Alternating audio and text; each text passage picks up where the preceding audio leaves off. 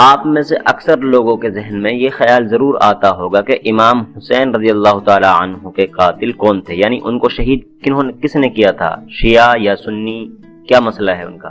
یزید بن معاویہ اور اس کی فوج سیاسی طور پر بنو امیہ کے حامی تھے اور ان کا مقصد امام حسین رضی اللہ تعالی عنہ کی مخالفتی کو کچلنا تھا۔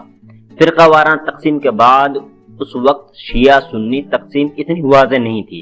اہل سنت کا موقف عام سنی علماء یزید اور اس کے ظلم کو مذمت کرتے ہیں، لیکن اسے سنی نہیں کہتے بلکہ ایک ظالم حکمران مانتے ہیں۔ شیعہ نظریہ یہ ہے کہ شیعہ امام حسین رضی اللہ تعالی عنہ کے قاتلوں کو یزید کی فوج کے طور پر دیکھتے ہیں اور ان پر لعنت بھیجتے ہیں۔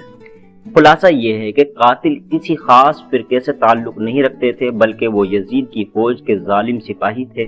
آج کے تناظر میں نہ تو وہ شیعہ تھے نہ صحیح معنوں میں سنی نہیں، بلکہ یہ ایک سیاسی فوج گروہ تھا جس نے ناحق امام حسین رضی اللہ تعالی عنہ کو شہید کیا۔